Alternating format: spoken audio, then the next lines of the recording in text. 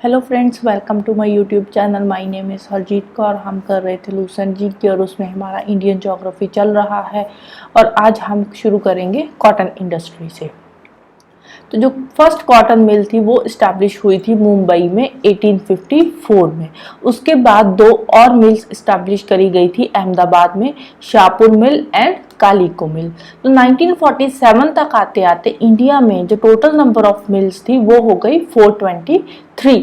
But 1947 में scenario बिल्कुल ही change हो गया पार्टीशन के बाद, क्योंकि जब पार्टीशन हुई तो उसके बाद क्या हुआ, जो good quality cotton producing area था वो तो चला गया पाकिस्तान के पास और मिल्स रह गई इंडिया में। तो 1947 में पार्टीशन के बाद इंडिया के पास बच गई 409 मिल्स, बट जो एरिया था वो बचा सिर्फ और सिर्फ 29%। तो इंडिपेंडेंस के बाद फिर जो कॉटन इंडस्ट्री थी उसने धीरे धीरे रिकवर करना शुरू किया और मिड 20th सेंचुरी तक जो कॉटन का था वो 81% कॉटन की प्रोडक्शन कम हुई थी इंडिया में। बट उसके बाद 2000 तक आते आते हमने बहुत ज़्यादा रिकवर किया और ये रह गया था 6% का गैप ही बचा था। जो कॉटन है वो एक प्योर रॉ मटेरियल है, इसमें वेट लूज नहीं होता। जब हम मैन्युफैक्चरिंग करते हैं कॉटन से किसी चीज़ की तो उसमें वेट लूज नहीं होता, उतना ही रहता है कॉटन का जितना वेट होता है।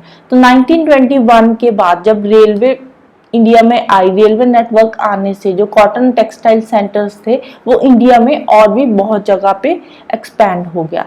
सदर्न इंडिया में भी मिल्स सेटअप करी गई, कहाँ कहाँ पे, कोयम्बटूर में, मदुराई में, बेंगलुरु में।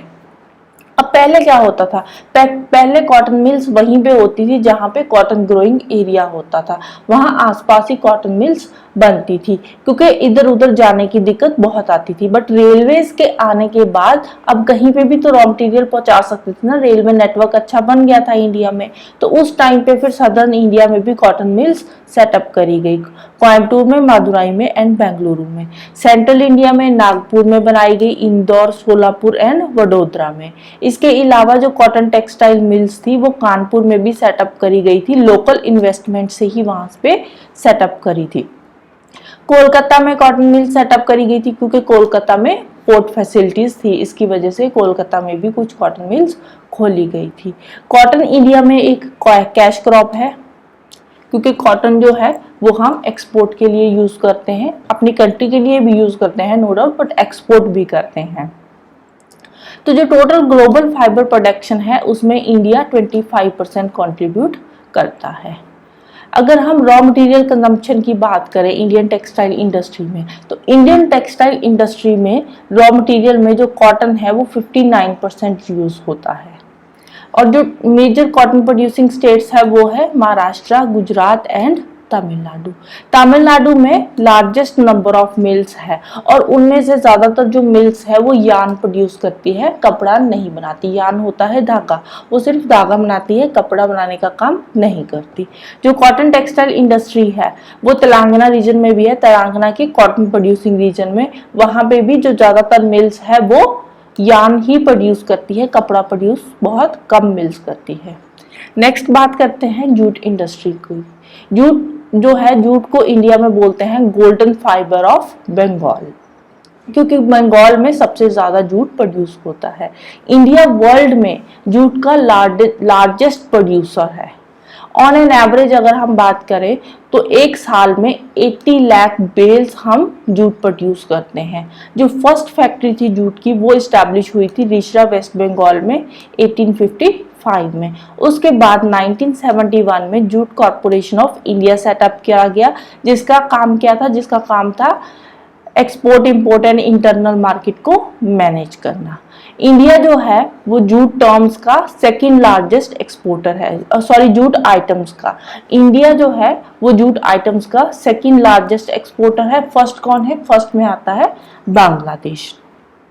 और जो टोटल जूट आइटम की प्रोडक्शन है उसमें इंडिया 35% कंट्रीब्यूट करता है। अब जूट से बनती कौन कौन सी चीजें हैं? जूट से आपने देखा होगा इंडिया में जूट बैग्स बनाए जाते हैं, जिनमें की ज्यादातर जो शुगर है उसको डाल के आगे मार्केट में बेचा जाता है। नेक्स्ट आती है शुगर इंडस्ट्री। शुगर इंडस्ट्री है वो second most important agro based industry है हमारे इंडिया में। इंडिया लार्जेस्ट प्रोड्यूसर है शुगर केन का भी और केन शुगर का भी, और जो टोटल 8% टोटल शुगर प्रोडक्शन है वर्ल्ड की वो इंडिया से ही आती है। वर्ल्ड की जो टोटल प्रोडक्शन है शुगर की उसमें से जो 8% प्रोडक्शन है वो इंडिया करता है। इस इंडस्ट्री से 4 लाख से भी ज्यादा लोगों को डायरेक्टली एम्प्लॉयमेंट मिलता है और बहुत सारे फार्मर्स को इनडायरेक्टली एम्प्लॉयमेंट मिलता है। अब फार्मर्स को एम्प्लॉयमेंट कैसे मिलता है? अब देखो, फार्मर्स खेतों में गन्ना उगाते हैं तो उससे क्या होता है, अब एक तो जो फार्मर गन्ना लगा रहा है उसको फायदा होता है, दूसरा अब वो अकेले तो कर नहीं सकता खेती, तो वो क्या करेगा, वो और लोगों को अपने साथ में मिलाकर प्रोडक्शन में उनकी हेल्प लेगा। तो इनडायरेक्टली भी बहुत सारे लोगों को शुगर इंडस्ट्री से एम्प्लॉयमेंट मिलता है। अब 1903 में बिहार में एक शुगर मिल स्टार्ट हुई थी, तब से शुगर इंडस्ट्री में थोड़ी मॉडर्नाइजेशन आनी शुरू हुई। तो उससे पहले 1840 में फर्स्ट शुगर इंडस्ट्री सेटअप करी गई थी बेतिया बिहार में, बट उसकी जो एक्चुअल प्रोडक्शन थी ना वो शुरू हुई थी 1931 में, जब उसको सेंट्रल गवर्नमेंट ने अपने कंट्रोल के अंडर ले लिया था। फिर 1950-51 में हमारे जहाँ जो शुगर की फैक्ट्रीज थी वो थी 139 फैक्ट्रीज, बट 2010-11 तक आते आते जो नंबर था शुगर फैक्ट्रीज का वो बढ़कर हो गया 662।